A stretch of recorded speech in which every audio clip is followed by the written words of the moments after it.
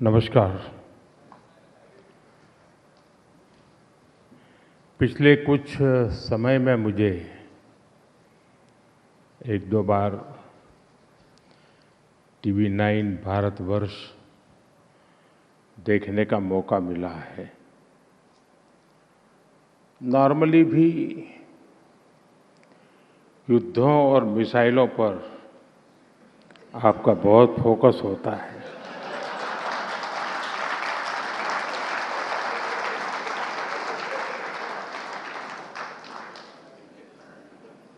और आजकल तो आपको कंटेंट की ओवरफीडिंग हो रही है। बड़े बड़े देश टीवी 9 को इतना सारा कंटेंट देने पर तुले हुए हैं लेकिन ऑन अ सीरियस नोट, आज विश्व जिन गंभीर परिस्थितियों से गुजर रहा है वो अभूतपूर्व है और बेहद गंभीर है। और इन स्थितियों के बीच आज टीवी 9 नेटवर्क ने विचारों का एक बेहद महत्वपूर्ण मंच बनाया है। आज इस समिट में आप सभी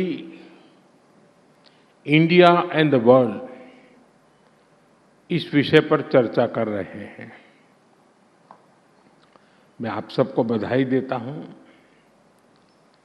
इस समिट के लिए अपनी शुभकामनाएं देता हूं, सभी अतिथियों का अभिनंदन करता हूं। साथियों, आज जब दुनिया कॉन्फ्लिक्ट के कारण उलझी हुई है, जब इन कॉन्फ्लिक्ट के दुष्प्रभाव पूरी दुनिया पर दिख रहे हैं, तब इंडिया एंड द वर्ल्ड की बात करना बहुत ही प्रासंगिक है।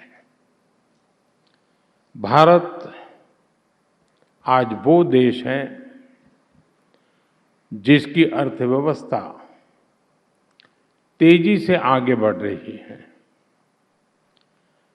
2014 के पहले की स्थितियों के पीछे छोड़ करके आज भारत एक नए आत्मविश्वास के साथ आगे बढ़ रहा है। अब भारत चुनौतियों को टालता नहीं है, बल्कि चुनौतियों से टकराता है।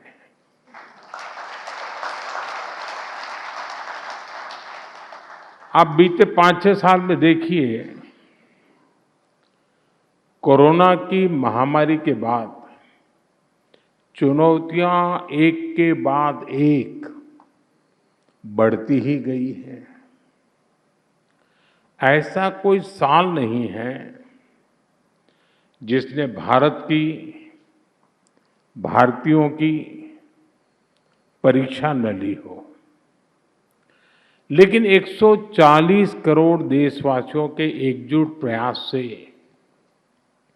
भारत हर आपदा का सामना करता हुए आगे बढ़ रहा है। इस समय युद्ध की परिस्थितियों में भी भारत की नीति और रणनीति देखकर, भारत का सामर्थ्य देखकर दुनिया के अनेकों देश हैरान है। हमारे यहाँ कहावत है, सांच को आंच नहीं। 28 फरवरी से दुनिया में जो उथल-पुथल मची है, इन कठोर विपरीत परिस्थितियों में भी भारत प्रगति के, विकास के, विश्वास के संकल्प के साथ आगे बढ़ रहा है। इन 23 दिनों में भारत ने अपनी रिलेशनशिप बिल्डिंग कैपेसिटी दिखाई है, डिसीजन मेकिंग कैपेसिटी दिखाई है और क्राइसिस मैनेजमेंट कैपेसिटी दिखाई है। साथियों, आज जब दुनिया इतने सारे खेमों में बंटी हुई है, भारत ने अभूतपूर्व और अकल्पनीय ब्रिजेस बनाए हैं। गल्फ से लेकर ग्लोबल वेस्ट तक, ग्लोबल साउथ से लेकर पड़ोसी देशों तक, भारत सभी का ट्रस्टेड पार्टनर है। कुछ लोग पूछते हैं हम किसके साथ हैं, तो उनको मेरा जवाब यही है कि हम भारत के साथ हैं।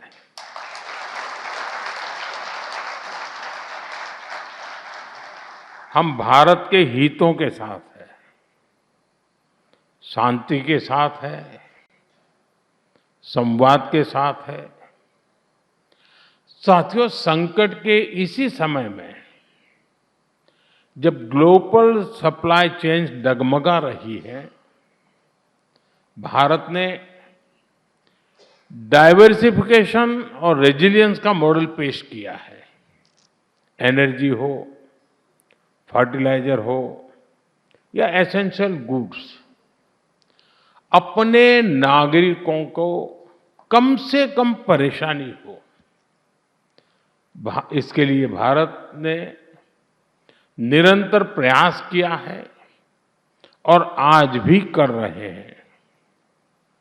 साथियों, जब राष्ट्र नीति ही राजनीति का मुख्य आधार हो, तब देश का भविष्य सर्वोपरि होता है। लेकिन जब राजनीति में व्यक्तिगत स्वार्थ हावी हो जाता है, तब लोग देश के फ्यूचर के बजाय अपने फ्यूचर के बारे में सोचते हैं।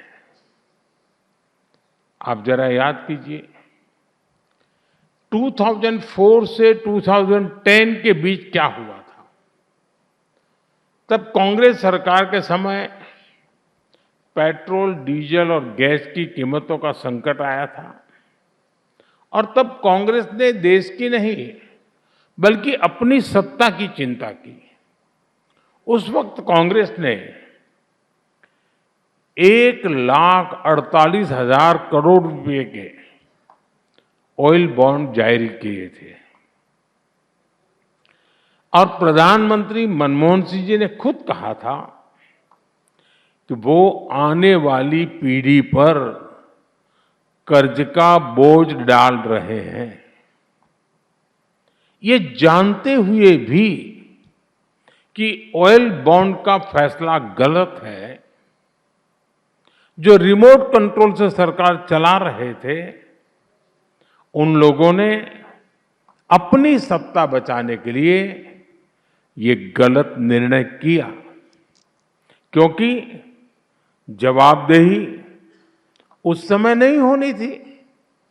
उस बॉन्ड पर रीपेमेंट 2020 के बाद होनी थी। साथियों, बीते 5-6 वर्षों में हमारी सरकार ने कांग्रेस सरकार के उस पाप को धोने का काम किया है और इस धुलाई का खर्चा कम नहीं आया है। ऐसी लॉन्ड्री कभी आपने देखी नहीं होगी। 1,48,000 1,48,000 करोड़ रुपए की जगह देश को 3 लाख करोड़ रुपए से अधिक की पेमेंट करनी पड़ी, क्योंकि इसमें ब्याज भी जुड़ गया था। यानी हमने करीब करीब 2 गुनी राशि चुकाने के लिए मजबूर हुए।